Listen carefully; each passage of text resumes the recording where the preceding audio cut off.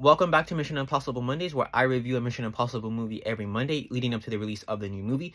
This time we got Mission Impossible 6, aka Fallout. This is the one with Henry Cavill. We got that really cool arm reload. We got that really cool Halo jump. This is also the movie where Tom Cruise breaks his ankle jumping from that one rooftop. There's also this really cool helicopter chase sequence at the end of the movie. So action-wise, awesome. Loved it. Storytelling-wise, it was also amazing, and I loved it. I love the fact that they bring back Ethan Hunt's wife from the third movie in a sense of leverage.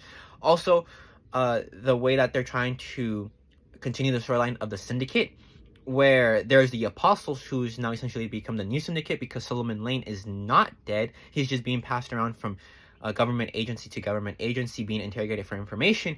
But in the process of doing that, he's being moved around. Ilsa Faust is somewhere in the background, or actually present in the movie, trying to unalive Solomon Lane because she needs to prove her loyalty to the British government.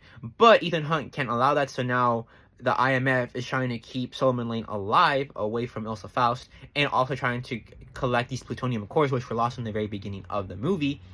But also, Henry Cavill turns out to be a double agent, or it turns out to be the bad guy, because he's actually sent on the mission to recover the plutonium with Ethan Hunt in the very beginning of the movie. But he's actually John Lark, who Ethan Hunt is also looking for.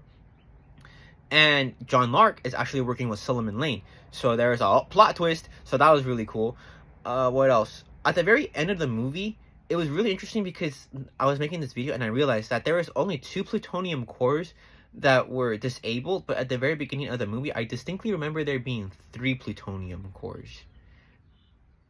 But yeah, so I don't know what happened to the third one. So maybe that one's just gone in the wind. I don't really know.